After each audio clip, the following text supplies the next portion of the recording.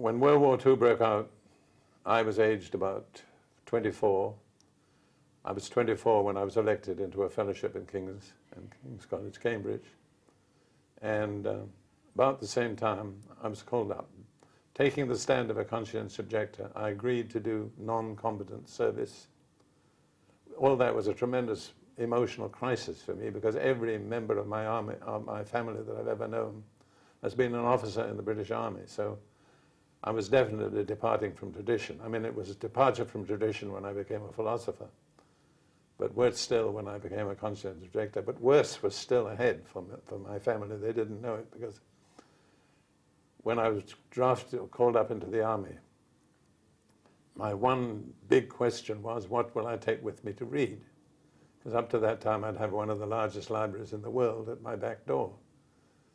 And I said to myself, here I am, a philosopher. I'm supposed to be an expert. But there's one book of philosophy in the world that I know very little about, and it's the most widely read and most influential book in the history of the human language. And of course, I was referring to the Bible, which I considered to be a work of philosophy. So I knew I would have very little room to carry things in the army. So I decided I'd invest in a Bible and take that with me. So I bought myself a nice new black Bible. And my first night in the army in Boyce Barracks, Crookham, Hampshire, there were 24 other new recruits.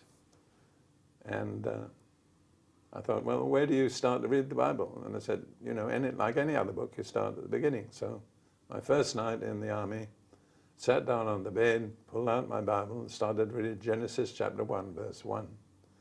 Well, I had no anticipation of the impact that it would make when somebody was seen reading the Bible in the army. And a sort of uneasy hush fell on the whole barrack room. But I baffled everybody, including myself, because when I wasn't reading the Bible, I didn't live the least bit like somebody who reads the Bible every day. I won't go into all the details. So, but I'm a determined person, so I said, this book is not going to beat me. I'm going to go to the end of it, and when I've read it all, I'll be in a position to give an authoritative, evaluation of it. Well, I plowed along for 9 months, and I got somewhere in the book of Job when I got invited to a Pentecostal church.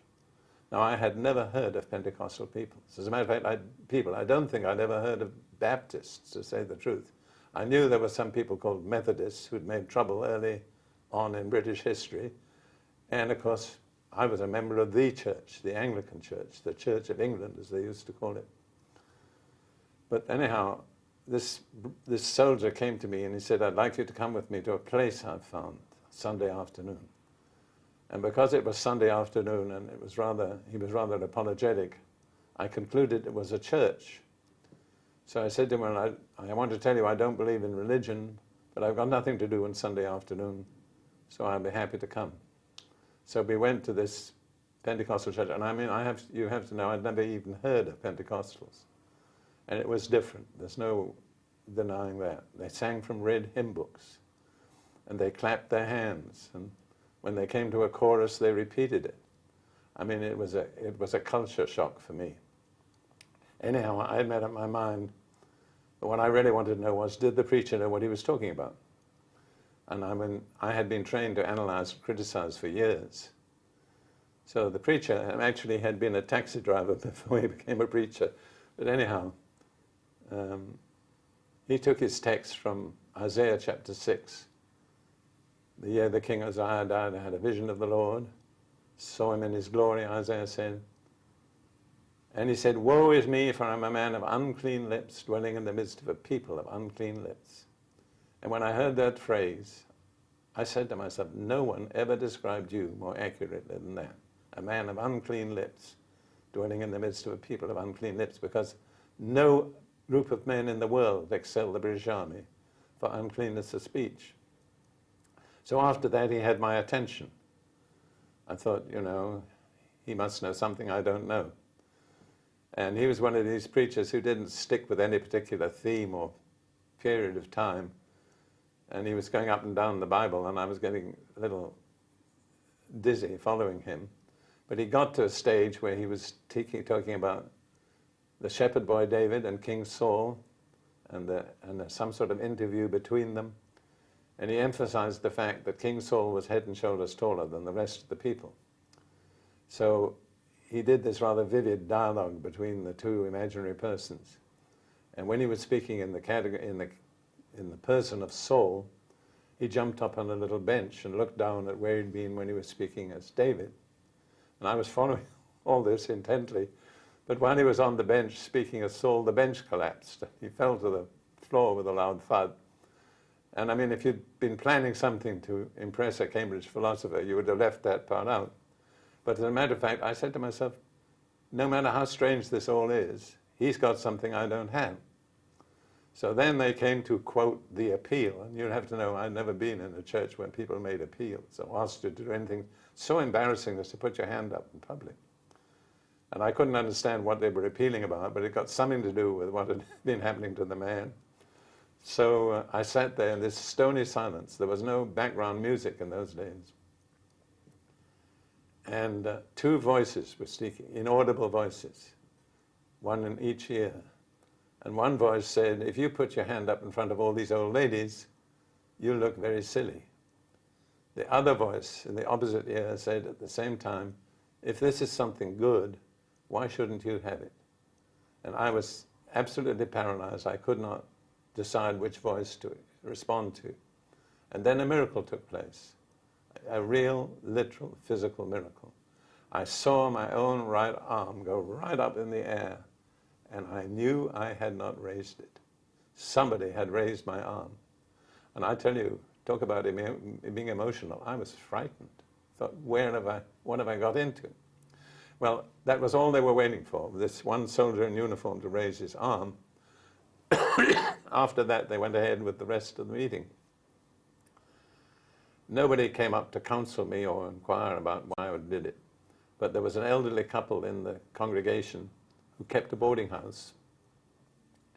And they took pity on these two soldiers and invited us home for supper. Well, the army didn't feed us very well, so supper sounded very tempting. As we walked to their home from the church, this little lady of about 60 began to tell me some of her experiences. And she said that her husband in World War I had been exempted from military service because he had tuberculosis of one lung. Well, I knew enough to know that if he got exemption on that basis, it was a valid medical diagnosis. Then she said to me, I prayed every day for 10 years for God to heal my husband.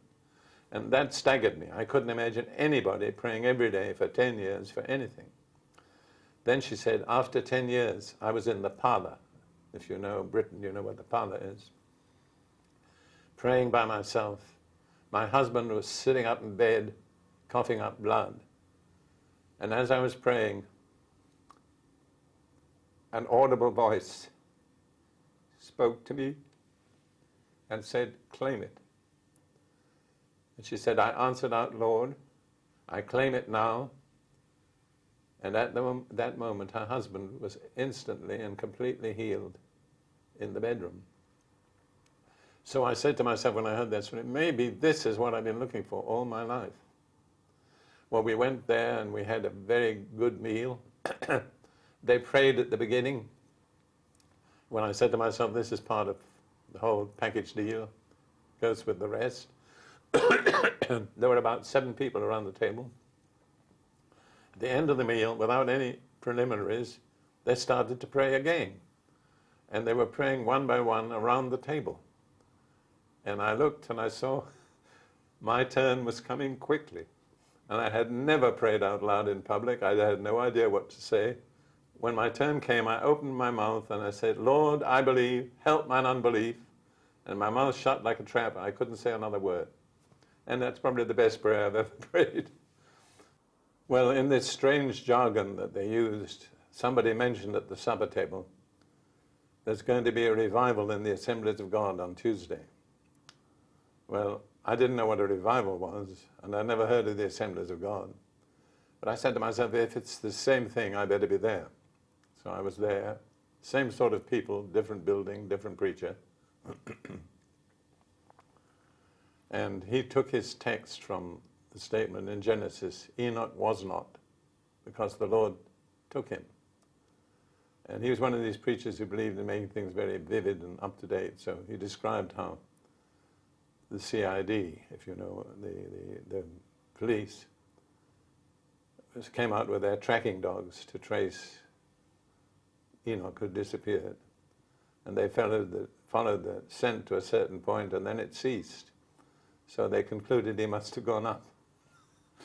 And I thought, well, that's logical, you know. My logic was my field of study. Well, when he got to the end, I knew what to expect. Every head bowed, every eye closed. And if you want this, put your hand up. So I thought to myself, well, somebody else put my hand up for me last time, but I couldn't expect that to happen twice. So I put my hand up. And afterwards, the preacher came to me, and I think he realized he had a problem on his hand. He'd asked me 2 questions. He said, do you believe that you're a sinner? Well, my specialty was definitions. So I quickly ran through some possible definitions of a sinner, and all of them described me exactly. So I said, yes, I believe I'm a sinner. Well, then he said, do you believe Christ died for your sins? I thought it over carefully. And I said, to tell you the truth, I can't see what the death of Jesus Christ 19 centuries ago could have to do with the sins I've committed in my lifetime.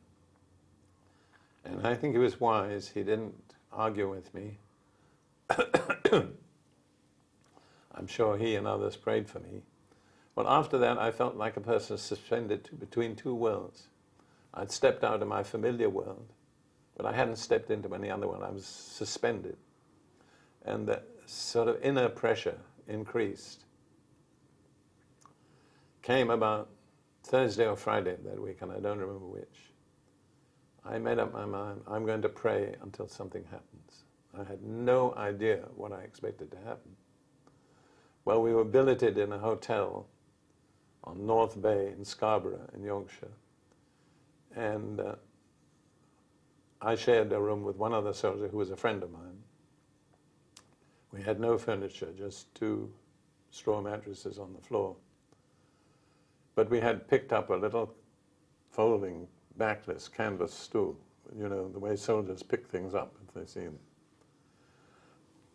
So I waited till my friend had gone to sleep, planted this stool in front of the window, sat on it, put my elbows on the windowsill, and said, now I'm going to pray. And then I realized I couldn't pray. I didn't know what to say. I didn't know whom I was praying to. I was just lost. And I sat there for maybe an hour. It was getting quite late, struggling with this attempt to pray. And then, without any process of reasoning, I somehow became aware of a presence. I didn't see anybody with my eyes. And I found myself, incidentally, I had read the passage because I'd read that far in the Bible, where a man met Jacob at a certain point in his life and wrestled against him all night. And Jacob in the morning said, unless you bless me, I will not let you go. And without having that consciously in my mind, I began to say to this invisible person, unless you bless me, I will not let you go. And I was saying it with great determination. And when I got to the phrase, I will not let you go, I couldn't stop saying it. I will not let you go. I will not let you go. And at that point, something moved in and began to take control of me that I couldn't understand or didn't recognize. And my arms went up in the air. Well, I mean, you know, an Anglican never puts his arms up in the air. And that was bad enough, but then I found myself slowly going further and further backwards on this backless stool. And I thought to myself, if I go any further, I'll fall off the stool. And then I said to myself, I've got into this thing now. If I stop now, I may never get this far again. So I let go, and I went backwards off the stool. It wasn't that I fell off, it was like I was deposited on my back on the floor with my arms still in the air, still saying, I will not let you go. And then my I didn't choose what I was saying, but speaking to this same person, I began to say more and more. And when I got to more and more, I couldn't stop saying more and more and more and more. And my arms were up in the air. I was on my back on the floor in the middle of the night in my underwear. And I was, at that point, I was no longer in control. And after a while, I began to sob. Deep sobs that shook my whole body. But I had no idea what I was crying for. It was just like something had moved in and taken control. Well, then after about maybe 20 minutes, the sobs changed to laughter. And at first I began to laugh very softly. But the more I laughed, the louder it got. And I mean, after a while, the laughter was reverberating around the room. And there I was in my underwear and my back on the floor with my arms up in the air, about midnight, laughing. And I thought, what will happen if anybody comes in? Well, the only person who woke up was the other soldier. And I could see him over the top of my head. And he slowly and reluctantly uncoiled from his mattress and walked towards me, keeping a safe distance. And he said, I don't know what to do with you. I suppose it's no good throwing water over you. And something inside me said even water wouldn't put this out. But having a background in the Anglican Church helped me, because I remembered that somewhere in some lesson I had read that men must not blaspheme the Holy Spirit.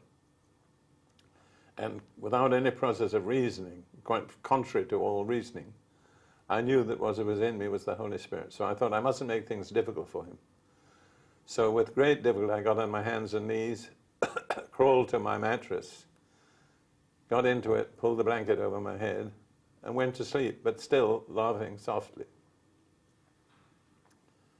Next morning I thought to myself, what happened? Was that a dream? Was it real? The army didn't give me any time to ponder that. But the extraordinary thing was, the night before, I hadn't known how to pray. The next day I couldn't stop praying. Even if I got a mug of water, I had to pause and thank God for the water before I could drink it. And I discovered I was really, I mean, contrary to all my natural reasoning, I was a different person. I had been a habitual blasphemer, but no words ever came out of my mouth from that moment onwards. And prayer was now as natural as breathing. So the evening came and I usually went to the local pub to get a drink. I have no scruples about drinking alcohol, so I made my way to the pub, intending to go in and get my usual drink. But something strange happened. When I got to the door of the pub, my feet locked, and they would not go through the door. So I had the strange experience of standing in the doorway and arguing with my feet. And then I realized I'm not the least bit interested in what's going on inside that place. I don't want to go there. So I thought I'll go back and go on reading my Bible. I went back and I was looking for the place in Job, which I'd got to, but somehow I opened in the book of Psalms, one of this, what they call the Songs of Ascent, and it said, when the Lord turned back the captivity of Zion, then we were like those that dream. Then our mouth was filled with laughter and our tongue with singing. I said to myself, that's what happened to me. I wasn't laughing. My mouth was filled with laughter. So I then came into a relationship with the Bible, which I've had ever since, that God speaks to me through it. It's a living word. It's not just theology or history. It's God, the Father, speaking to his child. And that was really a total turning point in my entire life.